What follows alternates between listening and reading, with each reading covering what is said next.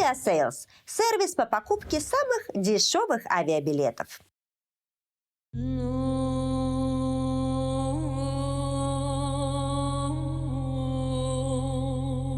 На часах 5 утра, и все эти мужчины уже час как здесь собрались, чтобы либо заработать десятки тысяч долларов, либо в секунду их потерять. Нет, это не биржа, это верблюжьи бега.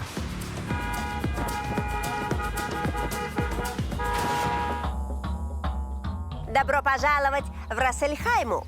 Это жизнь других.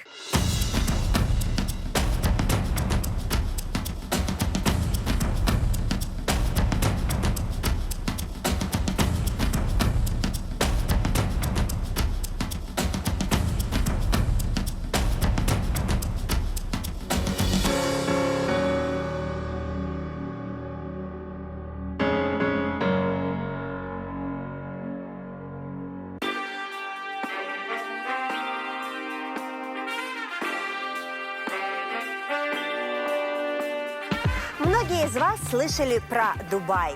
Торговые центры, небоскребы, фонтаны, роскошь. Но знаете ли вы о самом древнем Эмирате, о Рас-эль-Хайме?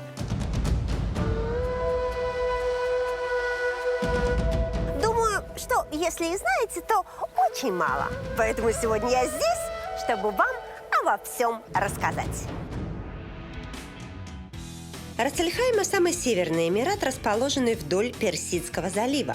Его называют самым щедрым на урожай регионом Арабских Эмиратов. Тут проживает около 250 тысяч жителей, из которых всего 20% родились здесь. И если бы я была одной из них, то, возможно, как и Саид со своими друзьями, начинала бы утро с фиников и лепешки, а потом отправилась бы собирать урожай со своих финиковых деревьев. А возможно, я бы работала вместе с группой иммигрантов на финиковом заводе. И каждый день мыла, чистила и фасовала местные лакомства, чтобы жители всего мира могли есть любимые финики. Но, скорее всего, я бы, как и Абдулла, была владельцем жемчужной фермы и раз в неделю отправлялась на дно морское, чтобы достать самую красивую и самую дорогую жемчужину. Если в Нью-Йорке, Париже или Дубае днем улицы забиты людьми, то Рас-эль-Хайма днем выглядит вот так. Все лето, начиная с 10 утра и до самого захода солнца, на улице очень трудно встретить людей. Ведь все они прячутся по ресторанам, офисам и домам. В общем, там, где есть кондиционеры.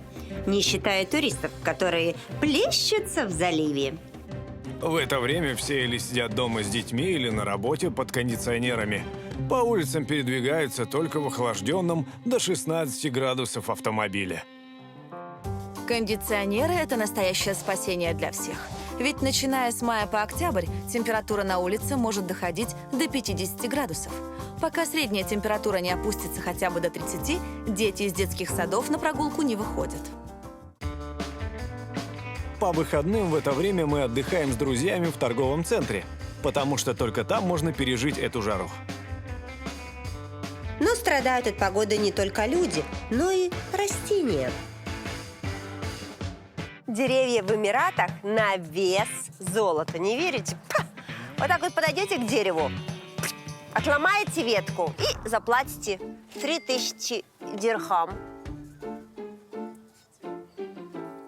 Ничего не буду, даже листочку не буду ломать. Слишком дорого. Ага, в смысле? Ну, волосы мои, конечно, столько не стоят. А все потому, что каждое дерево, каждый кустик, каждый росточек имеет свою сложную систему полива. Чтобы полить наши растения, приходится строить большие дамбы и проводить специальные трубки и системы полива к каждому дереву. Ведь дожди – редкая штука в наших краях, а растения должны иметь доступ к воде. Каждый год правительство Эмиратов выделяет десятки миллионов дирхамов, чтобы озеленить регион и тем самым помочь нашей флоре и фауне сохранить свое существование. А погоде поговорили, теперь бы спрятаться от этой жары в каком-то прохладном месте.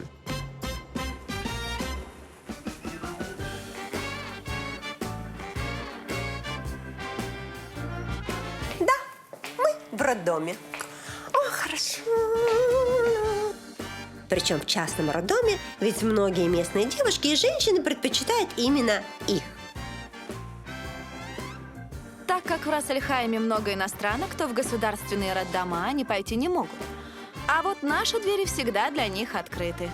Но в остальном частные клиники отличаются разве что чуть большим комфортом. Ведь здесь можно рожать со всеми удобствами.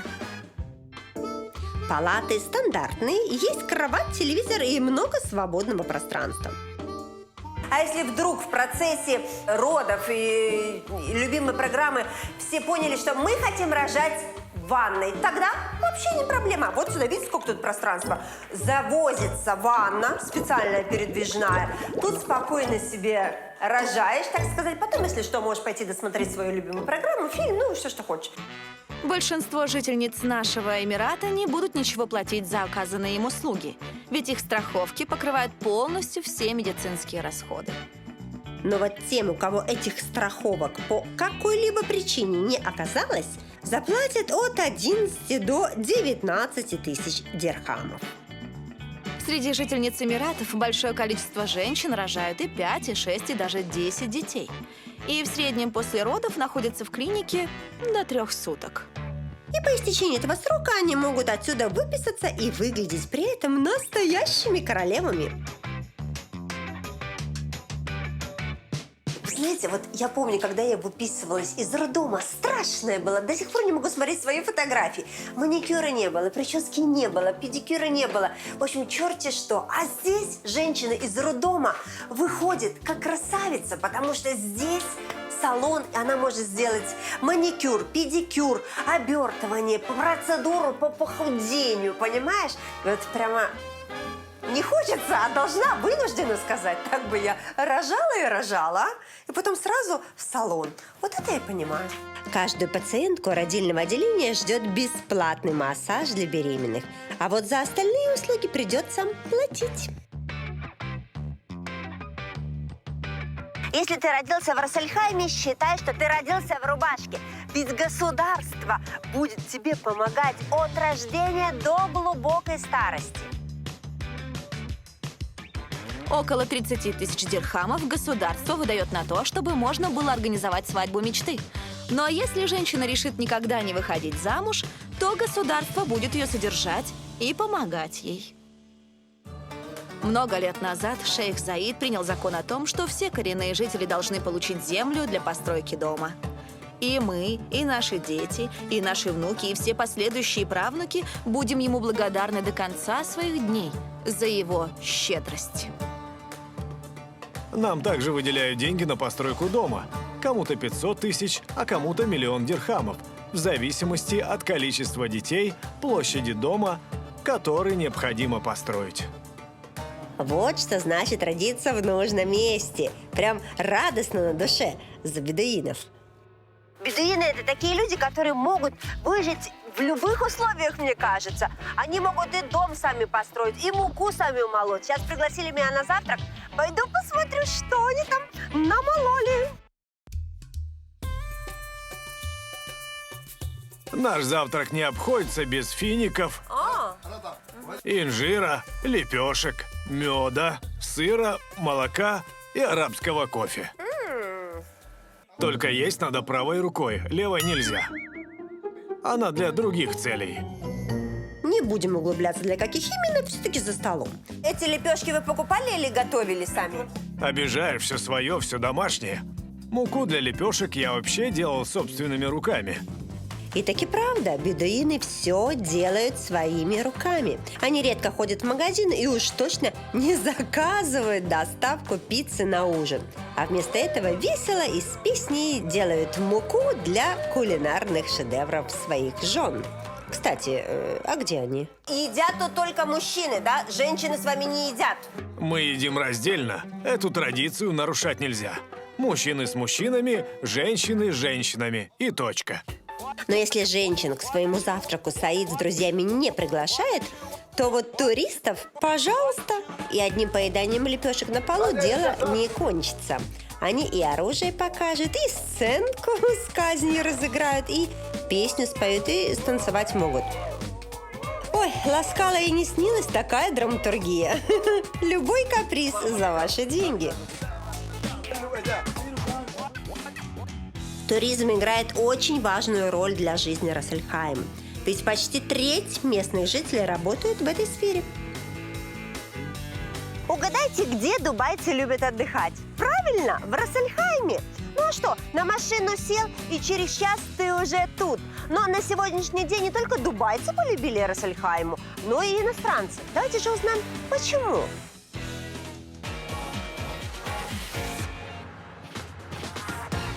Жители Эмиратов приезжают к нам или на неделю, или всего лишь на выходные.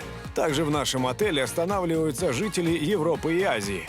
Начиная с сентября и до конца апреля, в самый горячий сезон от туристов просто нет отбоя. Но туристов не останавливает даже сильная жара. И они приезжают сюда круглый год.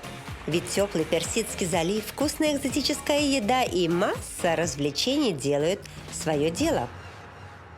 Рас-эль-Хайму стоит увидеть своими глазами. И Ковратана Резорт поможет насладиться этим Эмиратом в полной мере.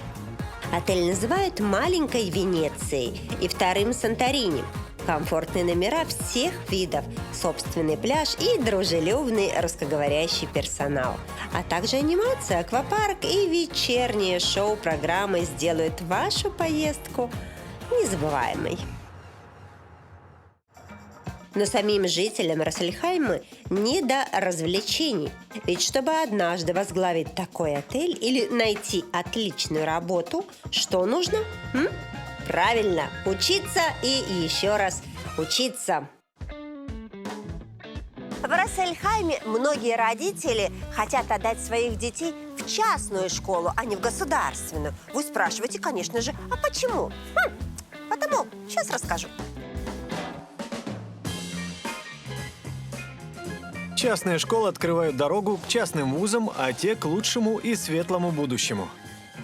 Но это только одна из причин. В государственных школах образование полностью на арабском языке с изучением религиозных предметов. А так как в Рас-эль-Хайме большая часть жителей – это приезжие, то на арабском учиться могут не все. В нашей частной школе британская система образования. Все уроки проходят полностью на английском. Мы, конечно же, преподаем арабский. Просто для начала узнаем уровень знаний языка и распределяем наших учеников по группам.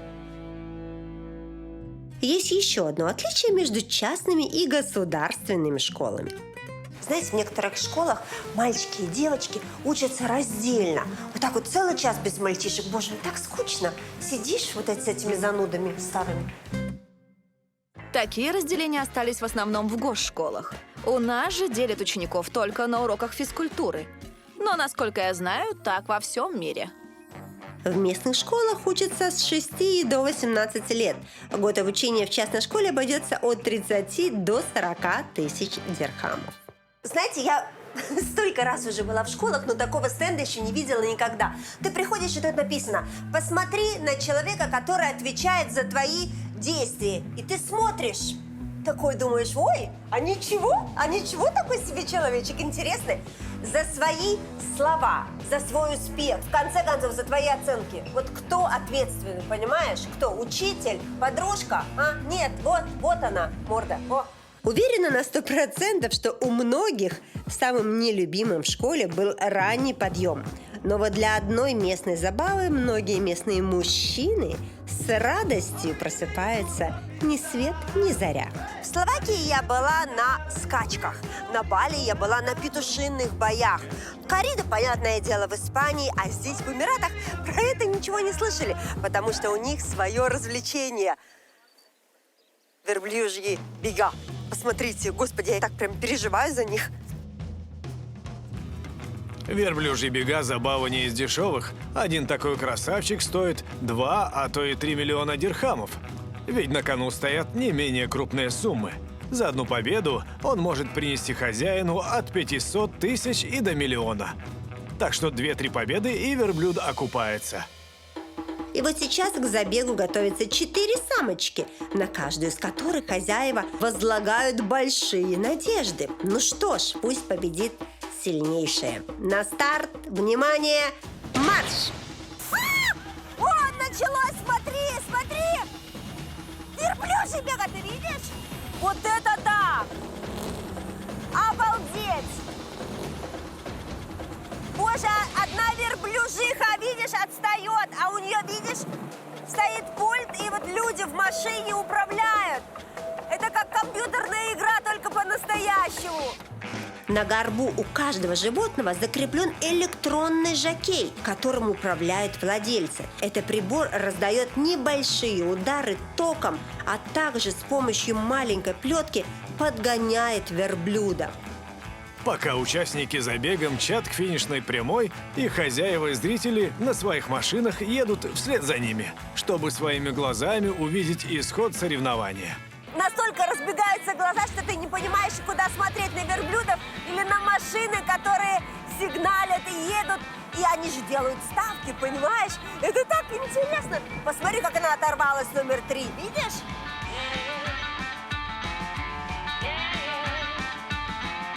Я такого никогда в жизни не видела. Это просто какое-то уникальное зрелище.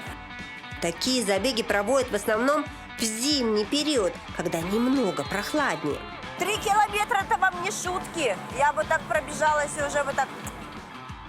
Оторваться просто невозможно. Неудивительно, что среди фанатов этих забегов есть даже шейхи из Дубая. Вот это финиш, все! Номер 3 победил! Ура! Смотри, вот сейчас будет еще те прибегут. Наверное, 2-е, 3-е место какое-то будет. Номер 2, 4-й, ну и 1-й уже докарабкалась. Бедолага моя. Молодец! Класс! Ой, господи, боже мой, класс! И как только скачки закончились, все дружно собираются и идут на работу. В Арцельхайме работы хватит всем. Вот, правда, зарплаты здесь очень разные. Разнорабочий получает около 1500 дирхамов. Столько же получают начинающие учителя и воспитатели в саду. Врачи получают и 5, и 6, и даже 10 тысяч. А вот работники на плантациях могут заработать лишь до 2000 дирхамов в месяц. Поэтому чаще всего на таких работах трудятся жители соседних стран. Когда ты в постоянных командировках, важно регулярно следить за кожей, особенно в вечернее время. Не секрет, что эффективный ночной уход также включает в себя ночную сыворотку с активной формулой. У L'Oréal Париж появилась ночная сыворотка Revitalift Laser с чистым ретинолом 0,2%.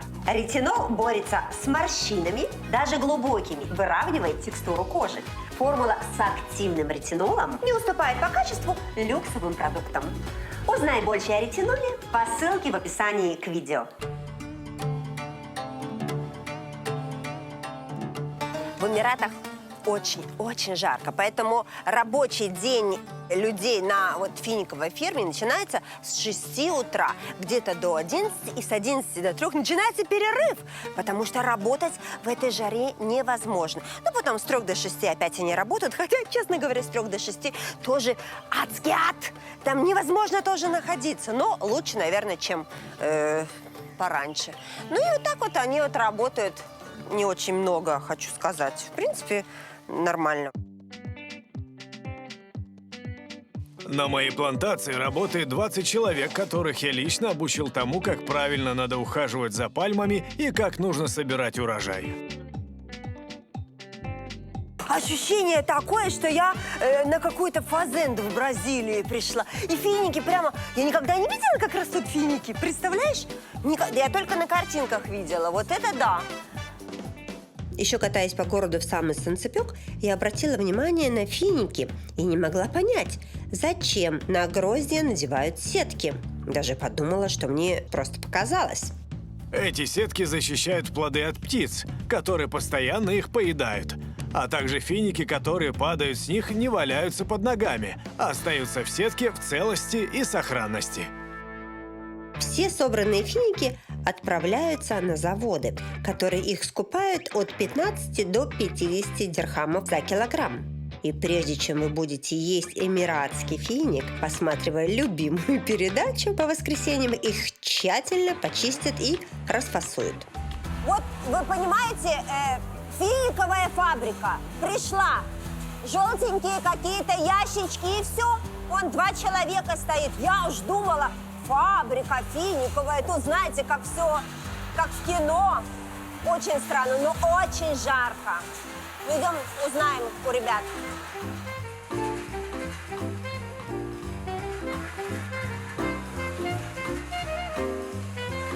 Ну, слушайте, у вас так жарко, как вы тут работаете? Я еле-еле стою. Молча. Мы не обращаем на это внимания. Так, и куда они? Они идут наверх, да? А дальше, а что с ними дальше делают там? Я высыпаю собранные из деревьев финики, а дальше по ленте они чистятся, промываются. А мои помощники их складывают в ящики и отправляют в холодильник. Ну, все понятно, знаешь, раз, два, три, и финики готовы. Но очень жарко, и борода классная. Я пойду посмотрю, что там. За день одна лента пропускает 10 тонн фиников, а в год мы продаем 6000 тонн. Работники ленты зарабатывают в месяц 1200 дирхамов, а их бригадир 1800. Работают по 8 часов 6 дней в неделю. Пятница – выходной. Но на такую работу чаще всего приезжают жители Пакистана, Индии, Непала, Шри-Ланки и Египта. А местные жители здесь практически не работают. Но это еще не весь завод. Ведь есть отдельно холодильные камеры и отдельный зал, где чистят и фасуют все вымытые финики. О, вот это уже я понимаю. Понимаешь, люди сидят, финики, и прямо... Тут прохладнее. Во, да, Фред, можно я с тобой? Да, конечно. Но для начала надену-ка я шапочку, чтобы не получился финик-сюрприз. Год назад Мухаммед потерял работу парикмахера в Египте из-за пандемии. А семью-то кормить надо. Поэтому он собрал чемодан и прилетел в Рас-Аль-Хайму. А сложно сюда устроиться на работу, чтобы тебя взяли? Прежде чем начать работать, мне надо было 2 месяца учиться. А что, ты учился попки отрывать? Да. Да я бы научилась это за день. Ну смотри, надо надрезать, очистить и сложить в коробку. Все должно быть четко. А скажи мне, а ты можешь есть финики? Если увидят, то накажете? Нет, ты что, нас контролируют, за это могут оштрафовать. Слава богу, я здесь не работаю, а то 3 съеденных финика стоили бы как ужин в ресторане. Но если ты гость, тебе не только могут многое простить, но еще и задарить всем, чем только можно. И неважно, будет это шейх или самые обычные жители деревни. Ну, вы уже понимаете, да, что я приехала в деревню, которая находится в Эмирате Рас-Аль-Хайма. В принципе, типичная, обыкновенная деревня, которую... Я же заикаюсь, понимаете, как всегда. Которых миллион, так сказать. Деревня. Как это деревня? Как это деревня может быть? Идем посмотрим, что внутри. Господи, я прям аж нервничаю. Ой. Салям алейкум. Салам алейкум. Проходи, будешь нашей гостьей. Здравствуйте. Здравствуйте. Вот это встречают, вот это я понимаю. Мы все тебя очень ждали. А они такие красивые всегда или это потому, что я пришла? Так они одеваются по праздникам и когда приходят дорогие гости. Принцесса, я понимаю, видишь, как я в детстве такая, да. Да. О, боже мой, спасибо. Ой, спасибо, боже мой. Оператору не надо, оператору он занят, у него руки, а потом мы ему дадим, да? Хорошо, давайте. Еще спасибо. Вот это я понимаю. Спасибо. Господи, домой приезжаем, муж никогда не дарит. Спасибо, спасибо, Господи. На какой-то миг я почувствовала себя эстрадной певицей, которая только что выступила на песне года. У бедуинов принято встречать гостя с подарками, финиками и арабским кофе. Спасибо тебе. А боже, какая красивая. Такой макияж у тебя красивый. А со скольки лет вам можно мейкап делать? С 10-11 лет разрешаем. Уже с 11. Боже мой, счастливый ребенок. Мне мама, ты не понимаешь, до конца школы не разрешала краситься. Представляешь, ты просто красавица. А ты еще маленькая, но тоже уже губы накрасила. Видишь, какая? Молодец. Встретили меня как голливудскую звезду у трапа самолета с хлебом, солью, так сказать.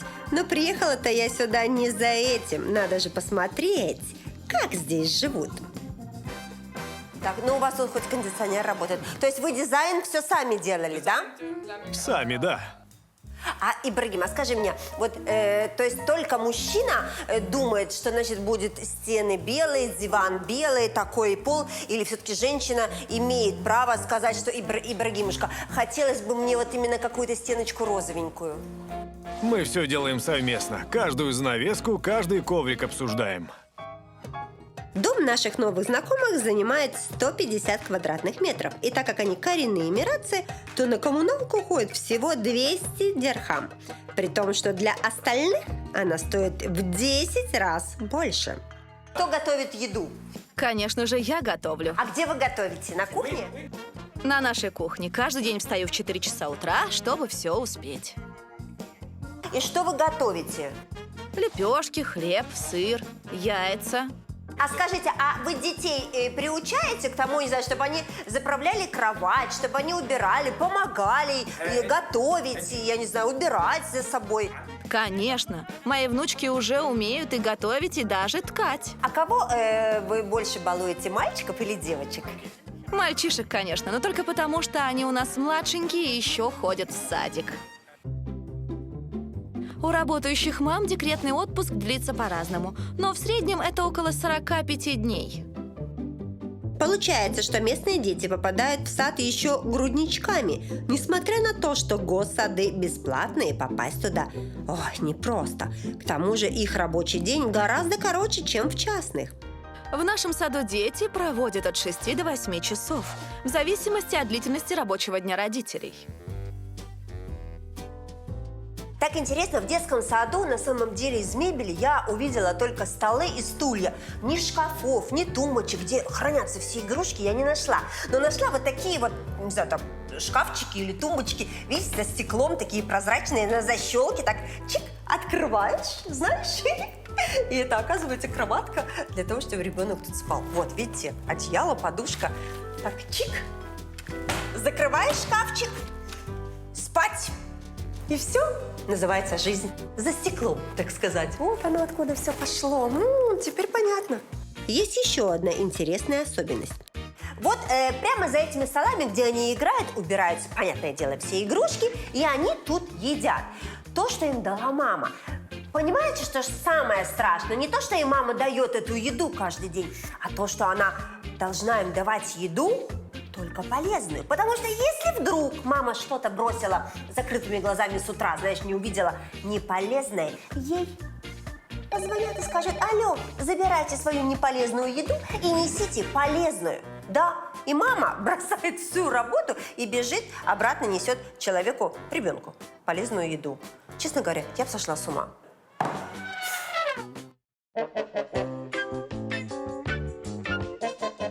Вредной едой считаются сладкие батончики, газированные напитки, фастфуд и любая другая ненатуральная еда. Мы должны с детства приучать детей к правильной и полезной пище, чтобы иметь здоровую нацию. Куда бы я ни пришла, в садик или роддом, в магазин или в гости, везде чувствую пряный стойкий аромат. И это запах не местных сладостей или блюд, это запах духов, который ни с чем не спутаешь. Моя прикроватная тумба просто забита разными духами. Как только я открываю глаза, сразу же брызгаю себя несколькими. Каких духов у меня только нет. Если вы ломаете голову над подарком арабской женщине, дарите духи. Не ошибетесь никогда. Раз уж совпало так, что я в Эмиратах, как я могла обойти стороной парфюмерный магазин? И Хаса с радостью составила мне компанию, чтобы я не ошиблась с выбором, ведь цена за несколько миллилитров может достигать несколько сотен дирхамов. Хаса, hello. Привет, как ты? Fine. А ты? Как тебе не жарко? Боже мой, я не могу. Я вот еле-еле выдержала. Господи, ну и двери. Сумасшедшие какие-то. Слушай, знаешь, как интересно, я знаю, что, вот обычно я приду, понюхаю какие-то духи и покупаю. А я знаю, что вы как-то их смешиваете. Это правда? Это правда. Мы любим смешивать французские духи с арабскими. И с этим нам помогают продавцы-мужчины. У них прекрасный вкус. А ты душишься только утром, на день или на ночь тоже душишься? Я постоянно это делаю. Только во время сна я не пользуюсь духами. То есть перед сном себя и лежишь именно в этой ауре духов.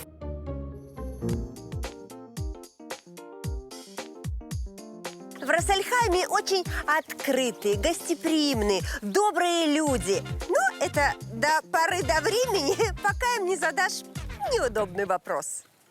Мы не любим вопросы о личной жизни. Мужчины готовы обсуждать религию, работу, даже о деньгах говорят спокойно. Но вот некоторые вопросы о семье могут быть неуместны.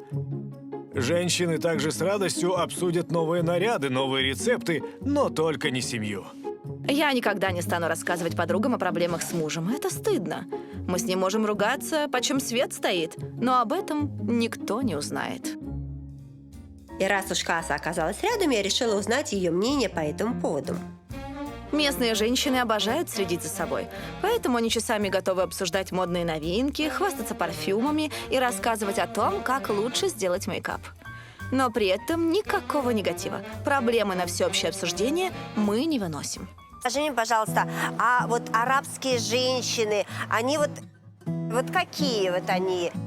То есть, я не знаю, они завистливые, они злые, агрессивные, или они добрые и всегда помогут тебе в любую трудную минуту, или скажут, что твои проблемы решай их сама.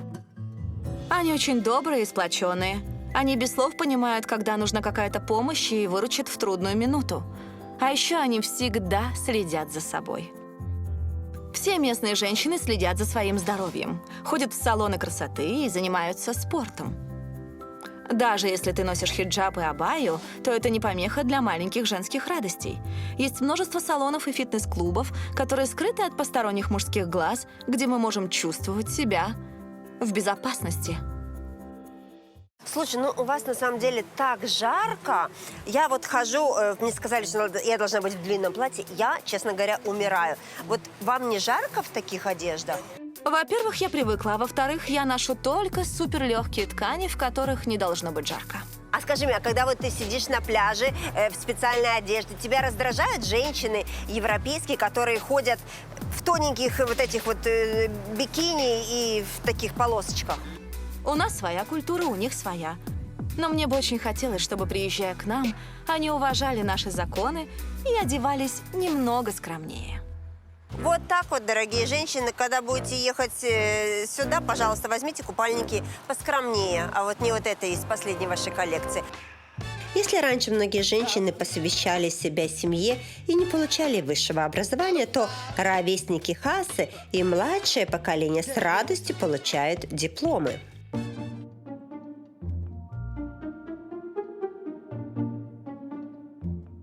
Сейчас у ребят идут экзамены. Математика, господи, я как вспоминаю. Математика это... Меня прямо аж всю трясло. Они, конечно, тоже переживают, но они переживают в 2 раза сильнее, чем переживала я. Потому что от того, как они сдадут экзамены, зависит не только, перейдут ли они на следующий год, но и стоимость их образования. О, вот это да, я в жизни не сдала. В зависимости от набранного балла на финальном тесте ты получаешь скидку 20, 45 или даже 75% от стоимости образования.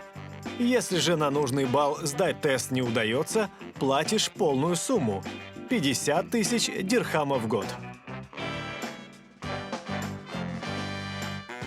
С такой мотивацией я бы, так сказать, училась и училась. Университеты тоже делятся на гос- и частные. И так же, как и со школами, многие стремятся в частный вуз из-за больших перспектив. Получив диплом частного университета, можно найти работу в любой точке мира, где тебе только вздумается. Забыла сказать, что те 20% населения Рассельхайма, которые родились и выросли здесь, вообще ничего за учебу платить не будут. Так же комфортно, как и коренные жители, здесь себя чувствуют и некоторые морские. И сейчас вы узнаете, почему. Вы знаете, некоторые устрицы, в которых живет жемчужина, живут, на самом деле, лучше, чем я. Потому что им каждую неделю делают массаж, чтобы им было комфортно, чтобы они были красивые, понимаете? Мне, честно сказать, не помню, когда последний раз кто-то делал массаж, чтобы я была красивая, чтобы я, да, господи, еще красивая, чтобы я была хоть здоровая, хоть я разогнулась, что ли. Если вы уже смирились с тем, что эмиратскую устрицу массажируют чаще, чем среднестатистического человека, то сейчас вы узнаете, зачем нужна эта процедура. Чтобы устрица в итоге дала самую идеальную жемчужину, каждую неделю работники моей фермы ныряют под воду, чистят их и делают небольшой массаж. За год на ферме Абдуллы достают около 30 тысяч жемчужин, из которых только 10 тысяч станут частью ювелирных украшений. Жемчуг, как и бриллиант, имеет градацию качества. Высший класс отправляется к ювелирам и ценителям, а низший сорт мы продаем для косметических и медицинских нужд. Абдулла согласился лично показать, как жемчужины с морского дна попадают на бусы или ожерелья. Присаживайтесь поудобнее. В первую очередь надеваем зажим для носа. Я думала, что это украшение у тебя, знаешь, на удачу. Нет, это чтобы вода в нос не попала.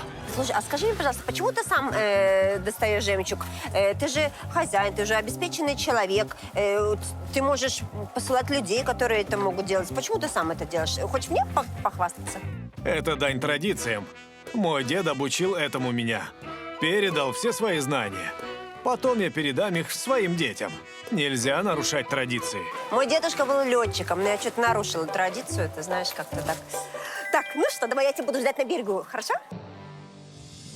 Недолго думая, Абдулла нырнул под воду и спустя 15 минут достал дюжину устриц.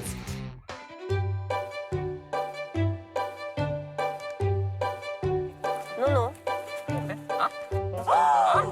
Так, слушай, знаешь, это ощущение, что в магазине тебе подложили. Так она прямо ровная, она как будто в магазине. Попадается только 1% таких идеальных жемчужин. То есть это повезло. Боже! Держи. Все, убежала. Обалдеть. Можно мне потрогать? Да. Честно сказать, я думала, это, знаешь, уже их обрабатывают так. А нет, посмотри, ты видишь? Вот это да. Сколько стоит такая жемчужина? Она около 3 миллиметров, идеальный цвет и в темноте светится.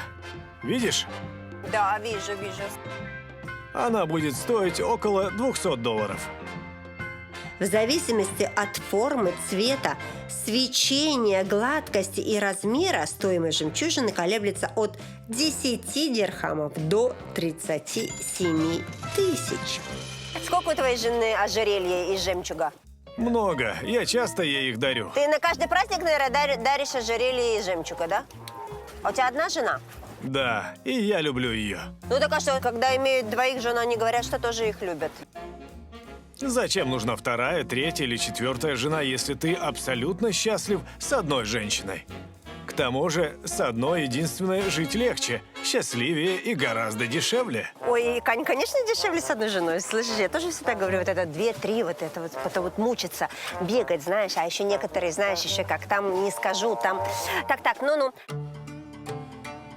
Еще одна важная часть культуры – это традиционные арабские наряды. И будь я местной жительницей, у меня были бы платья всех цветов и фасонов. Муж бы мне не успевал покупать шкафы для них.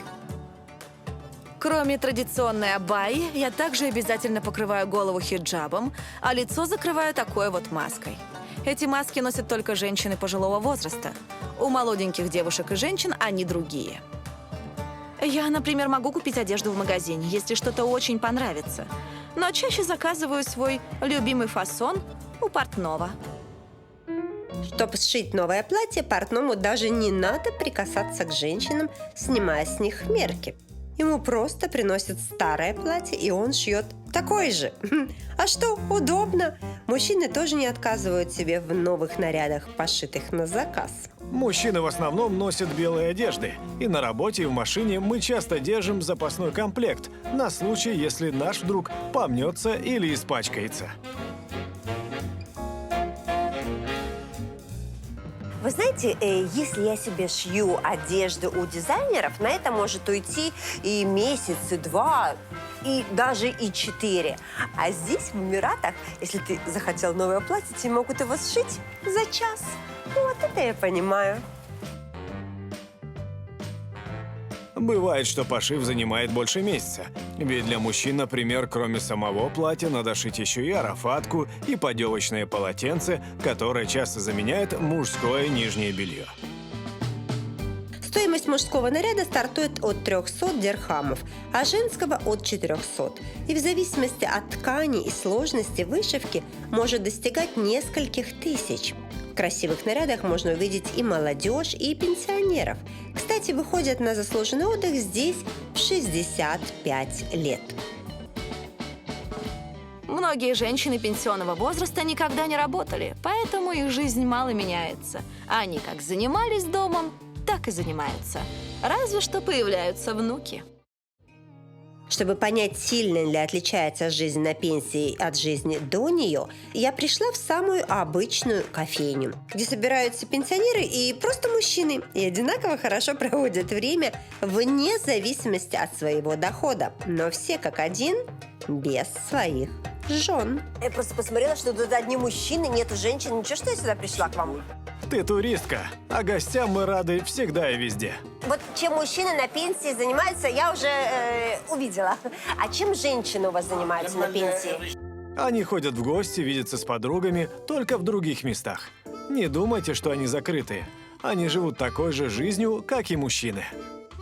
Ну как это открыто, если они даже к вам сюда не могут прийти? Ну что поделать, таков закон. Надо ему следовать. Несмотря на то, что Али всего 62 года, он уже 17 лет как пенсионер.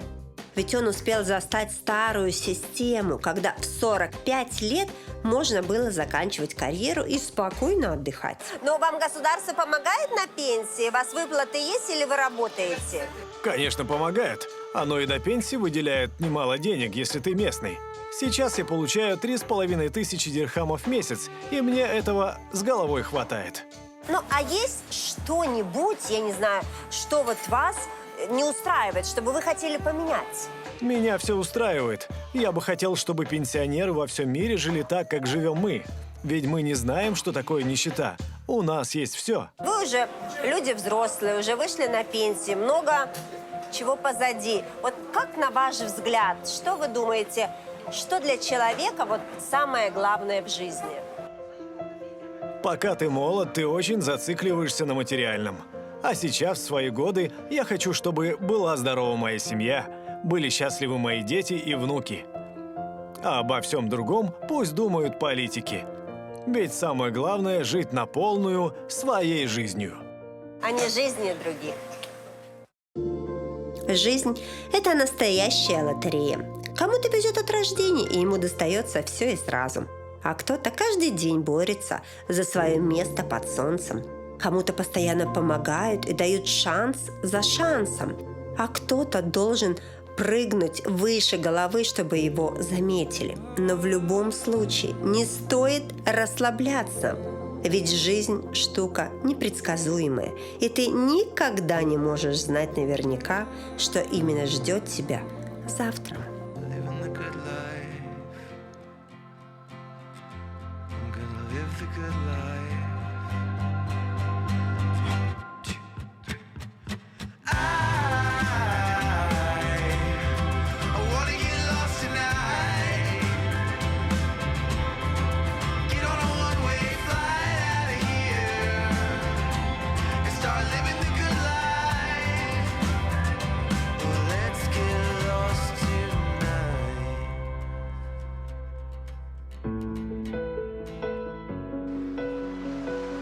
Рас Аль Хайма достаточно консервативный Эмират.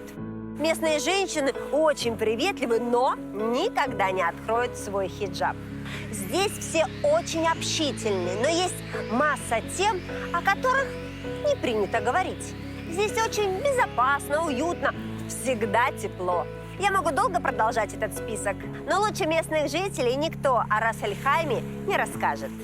Здесь очень чисто, Спокойно. безопасно. Красиво.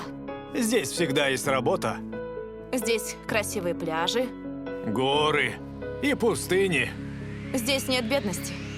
Здесь наш дом. Не стоит копировать и подражать другим. Но иногда, чтобы увидеть свою жизнь под новым углом, очень полезно взглянуть на жизнь других.